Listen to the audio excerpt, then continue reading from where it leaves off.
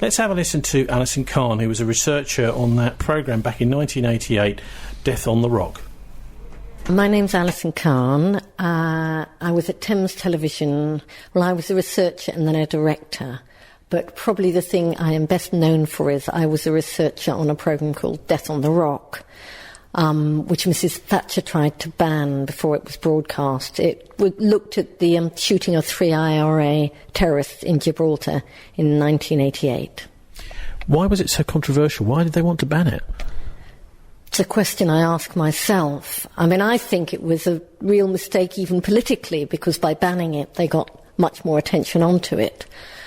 Because it raised questions about whether the soldiers were acting with the law on their side. It didn't conclude they weren't. It basically just said Sir Geoffrey Howe, the then Foreign Secretary, had made a statement in the House of Commons after the shooting, and it questioned some of the statements he made and said it didn't appear to fit with all the facts that we discovered on the ground. So what did you find out in Gibraltar?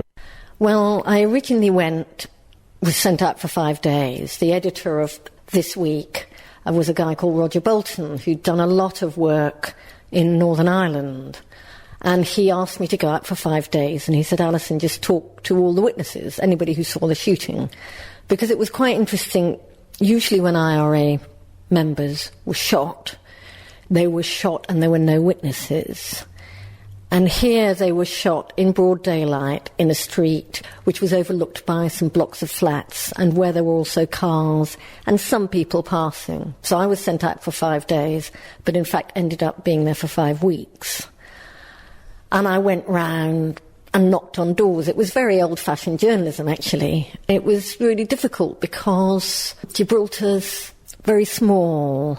Nothing like this had happened in Gibraltar before. And most people were terrified. They were terrified. It was the SAS and the IRA. I mean, of course they were terrified. So I had to try and get people to talk to me. And also I talked to local journalists. I got all the leads that I could, really.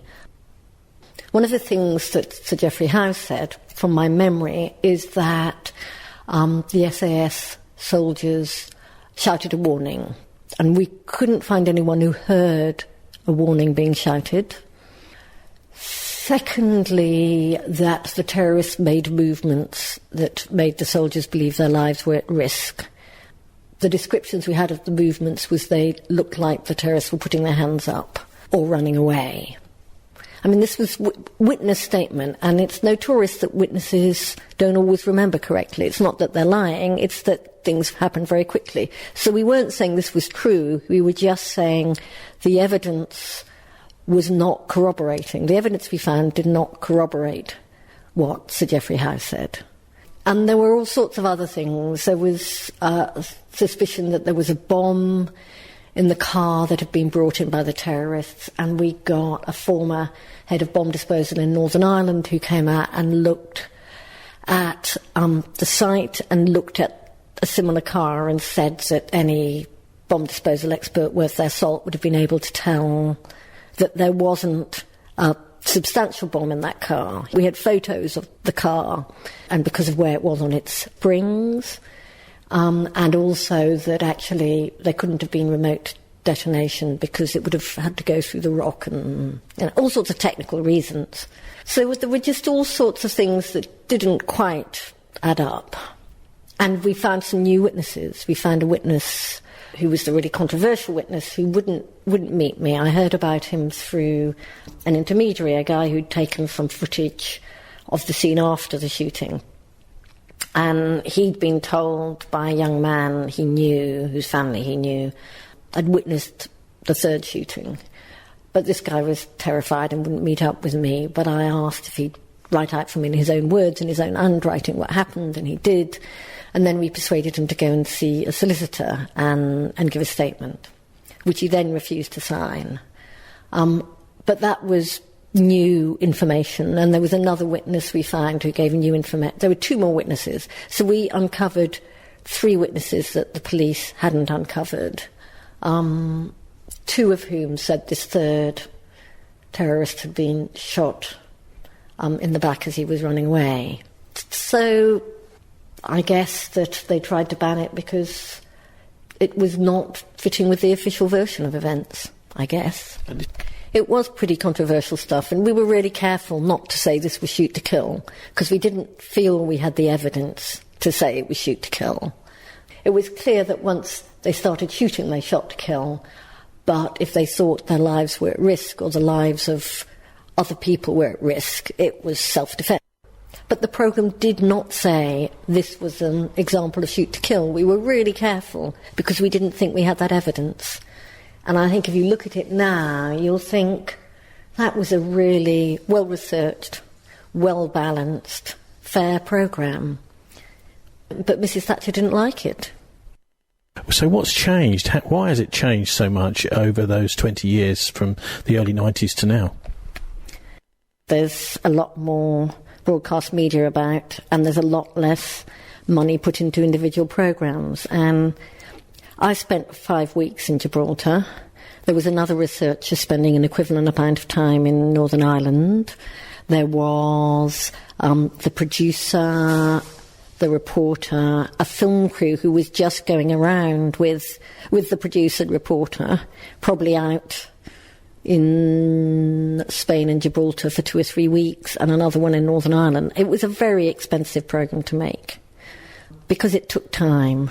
The crew was there because sometimes you had to hang around. People said they'd talk to you, then they didn't talk to you, then you'd suddenly get offered an interview, and you had to be able to just do it when they said, OK, we'll give an interview. So it's very expensive to make those kind of programmes. I think another issue is, well, television is very obsessed with viewing figures, and when you've got so many different channels, they pursue viewing figures. And investigative journalism does get viewed, but it's not the same as a lot of the factual entertainment or reality shows. The other thing I found towards the end of my time in television, because I eventually got disillusioned and left about 10 years ago, was that there was pressure to, well, cut corners, but also to kind of come out with really strong statements. So you had to prove so-and-so was a baddie. You had to prove something was causing cancer. You were asked to say things that actually you didn't necessarily have the evidence for. And if you care about journalism and good journalism, that's difficult because you don't want to oversell your story. Firstly, when you go in and sell a story to get a commission, you were encouraged almost to kind of oversell, because if you don't say, I can bring in Mr. Big, you probably won't get the commission. And then if the facts don't support your story, you're under huge pressure to find a way to make them support your story. And so if you like, you couldn't not get a story. And one of the bases of investigative journalism is that when you start, you don't know if you've got a story. And you've got to be prepared to say, OK, I couldn't prove that, I won't do it, and write off all that time you spent on it and go on to the next one.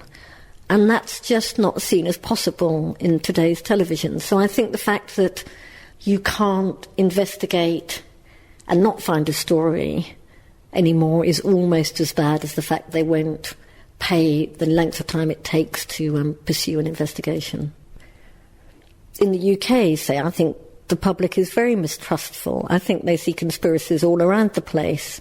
And maybe if you're not actually revealing them, people think there's more of them going on than are actually going on. I don't know. I don't think we trust our politicians any more than we used to. We probably trust them less. I don't think we trust our institutions any more than we used to. I think we probably trust them less. So it's not helped the people who want to keep a lid on things in one way, but it has in other ways because you don't necessarily get the specific injustices coming out. This may be more rumours, more uncertainty. Yeah, and it's better to have the truth than to have rumour. And it's better to know what's really going on than to have all sorts of conspiracy theories about what's going on. But that might suit some people, mightn't it, to have conspiracy theories raging all over the place, because, then when somebody does do something wrong, it's unlikely anyone's going to find out about it. And it gets lost in the noise somehow, doesn't it? No, I agree. I mean, obviously, it's not good, and I think it's also not good because I don't think it's just about the big investigations. I think it's about journalism in general. You know, there are still some good... Newspapers do some good investigations. They do. But actually, I don't like the word investigative journalism, because I think all journalists ought to be trying to find out the truth in whatever they're reporting. And it can be something really minor, or it can be something very major. But there needs to be this attitude that you will ask questions, you will... It's almost... I mean, it was interesting, when I did Death on the Rock, I remember the producer and reporter talking to me, because I'd done some investigative stuff before, but it was the biggest one I'd done, and they were almost saying, get all these witness statements and test them out against each other, you know. Think, I'm trying to prove that they're wrong. So you don't go out saying, I'm talking to people and I want them to fit in with my theory. You go out and you say, almost as with science, can I prove this is wrong? And so you really should be questioning of what people tell you. Not because all people lie to you, most people don't, but people say things for reasons, and some people do lie to you, and some people, as I say, misremember. So it's that questioning attitude that I got taught and encouraged in, that I think younger journalists don't get, and that's a pity, because that impacts on journalism at all sorts of levels. Especially when budgets are being cut and journalists maybe has to cover 3 or 4 stories in a day, they can't leave the newsroom. It makes it a little bit difficult to show both sides and to really think around the subject enough to be able to challenge it. Absolutely, and I think I've got friends working on newspapers who, you know, have to keep on writing an update of a story, they have to do it online, they have to do it for the newspaper, and there's not the time to really question and investigate. It's a bit of a sausage machine now. The internet does provide a different form of journalism and a different form of truth, in that it enables eyewitnesses to say what they think directly through things like Twitter or mobile phone footage or whatever. And that does make it harder for some things to be pushed under the carpet, and it makes it easier for us to know what's going on, particularly in other parts of the world which are far away and where we no longer send foreign correspondents, or where people can't get sent to. So I think that is really good, because what journalists often did is they take lots of different views and they look at it and they make judgments about it, and they say this is the narrative that's emerging. And journalists can do it now from eyewitness accounts, but eyewitness accounts are eyewitness accounts. They're seeing one thing, they're showing you one part of a picture. But I think that's great. I think that's really good, and that wasn't available when I started out in journalism. What else? Well, there are places like Al Jazeera, you know, there are places still doing it. And there are stories still being broken. And maybe, I mean, I thought it was really interesting. I remember going into Russia when the Soviet Union had just collapsed. And there suddenly, there was so much information available, because they weren't used to a free press, and they weren't used to kind of hiding things from a free press. So when it opened up to begin with, there was this amazing few years when you could just find out anything and people would let you in anywhere. And that was really interesting. But in the UK, there's not really a newspaper I particularly want to read all the time. And I don't really watch television much, because I find television news a bit shallow, and I very rarely see investigative documentaries that I'm persuaded by or that convince me. I do think there are some good developments in the media, and I think citizen journalism is one of those good developments. I think we can find out stuff and get eyewitnesses' reports which are much more immediate and not filtered through a newspaper, a publisher or a journalist, and that's a really positive development. I worry more about the mainstream media, because a questioning press is really important for a democracy, and I think we have a less questioning press than we had when I started out in journalism. Alison Cahn there, who's a researcher on ITV's This Week programme in 1988, Death on the Rock. Made in Bristol. This is BCFM 93.2.